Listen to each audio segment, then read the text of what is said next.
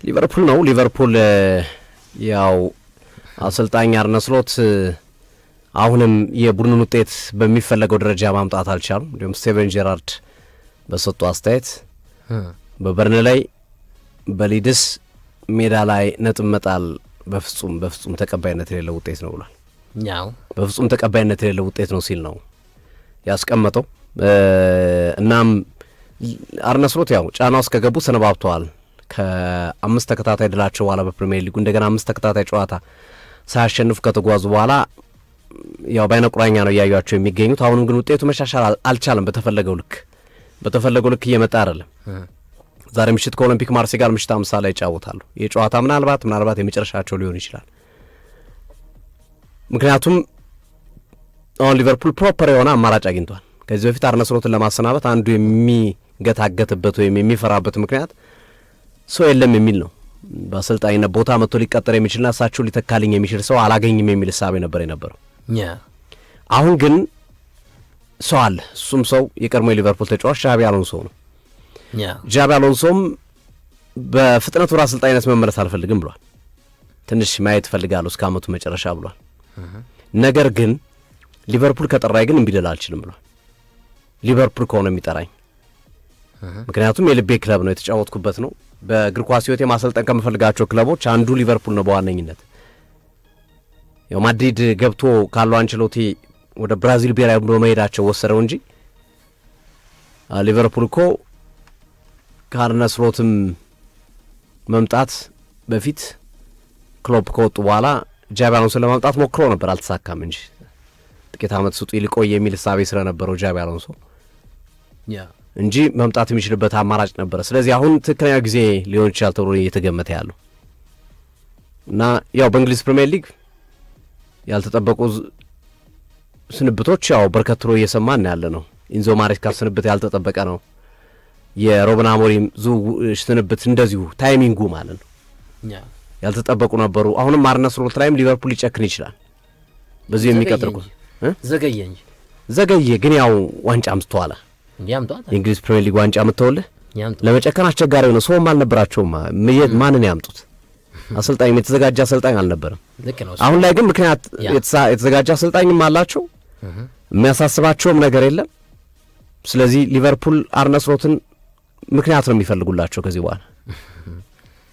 ዛሬም እንዳሉ ሰምጣን አሁን እያነበብኩ እሺ፣ እኔ ያስቁኛል። አንዳንድ አሰልጣኞች የቼልሲው አሰልጣኝ አስቀውኛል የሰጧቸው አስተያየቶች ከና አርነ ስሎት ከማርሴው ጨዋታ ፊት ምን አሉ መሰላው?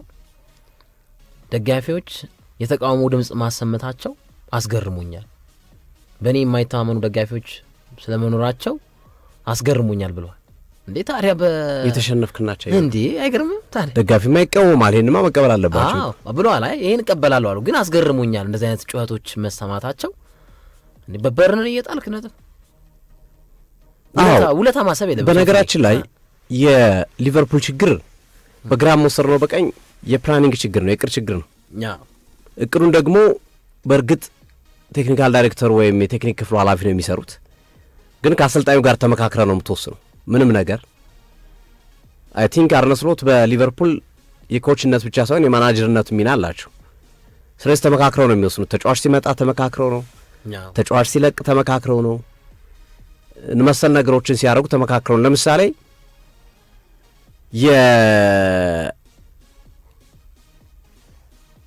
የአሌክዛንደር አይዛክን ዝውውር ማስቀረት ይችሉ ነበር ለምሳሌ። ምክንያቱም ቀድመው ያመጡት ተጫዋች ሁጎ ኤኪቲኬ ስላለ ከሁለቱ አንዱን ማስቀረት ይችሉ ነበር። ስፔሻሊ ኤኪቲኬ ስለመጣ የአይዛክን ዝውውር አዘግይተው ተከላካዩን የሚያጠናክሩ ዝውውሮችን ማርጋይም መውሰድ ይችሉ ነበር። ለገንዘብ ነው። ከገንዘብ ጋር በተያያዘ ቀንሱ ጨምሩ ሲሉ ነው መጨረሻ ደቂቃ የደረሰባቸው። ማርጋይ ወደ ሊቨርፑል መጥቶ ቢሆን ኖሮ አሁን የምናየው ሊቨርፑል ሊሆን ይችላል ወይ? አይመስለኝም፣ ጠንካራ ተከላካይ ስለሚኖራቸው። ከዛ ባለፈ ሉዊስ ዲያዝን የሚያክል ተጫዋች ለቀህ ለሱ ምትክ የሚሆን ተጫዋች ሳታመጣ 9 ቁጥር ተጫዋች ላይ ትኩረት ያረክበት መንገድ በራሱ ዋጋ የሚያስከፍል ነው። 2-9 ቁጥር ማጫወት። ስለዚህ የፕላኒንጉ ደግሞ ርዕሳቸውንም ይመለከታል።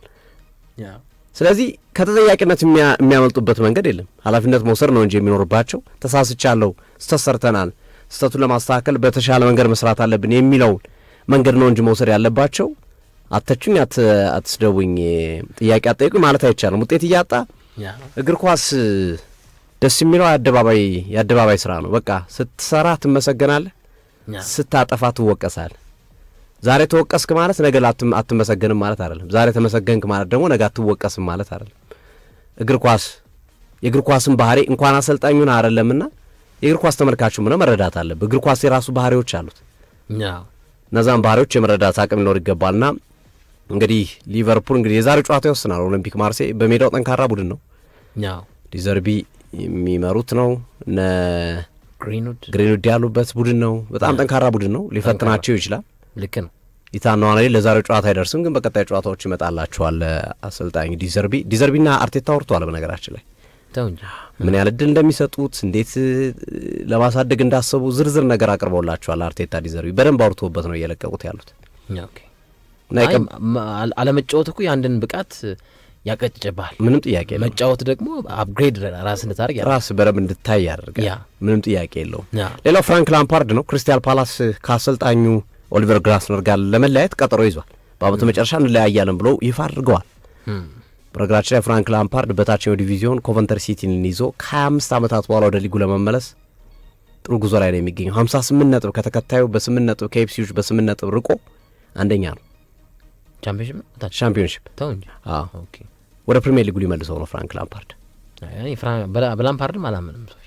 እኔም ከዚህ በፊት የታየበት መንገድ ጥያቄ የሚያስነሳ ነው። ላምፓርድና ሮኒ በቃ በእግር ኳስ ዘመናቸው አሳይተውናል ጥሩ ክህሎት፣ ብቃት። አንዳንዴ ደግሞ ሁሉም ኳስ ተጫዋች አሰልጣኝ መሆን የለበት። ግን ያው እንደውም የላምፓርድ ይቻላል። ግን ትልልቅ ቡድኖች ላይ ደግሞ በእርግጥ ፓላስ ትልቅ ቡድን አይደለም፣ ግን ያው ይሰጣቸው ድል ይሰጣቸው፣ ግን ዘላቂነት የለውም ብለህ ነው መናገር የምትችለው ከውጤት አኳያ። በቼልሲ 2 የተሰጠው ኃላፊነት እንዲሁም ሌሎች ቡድኖች ላይ ነበረው ሚና። የላምፓርድም ጉዞ በጣም አመርቂ የምትለው የአሰልጣኝነት ኬሪየር አይደለም። እንደውም አሁን በወጡ ዝውውሮች ደግሞ ቅድም ያነሳው ለኤሲ ሚላን እየተጫወተ የሚገኘው ተጫዋች ማንቸስተር ዩናይትድ ሮበርት ሎፍቱስ-ቼክ ወደ አስቶን ቪላ እየተባለ አሁን አፕዴቶች አስቶን ቪላ ያሉ በጣም አሪፍ። ጂያን ፊሊፔ ማቴታ አስቶን ቪላ ሊቀላቀል ነው። አስቶን ቪላ ላይ ጁቬንቱስን ከክሪስታል ፓላስ እየፈራረሰ ነው። ካማራ ተጎዳል።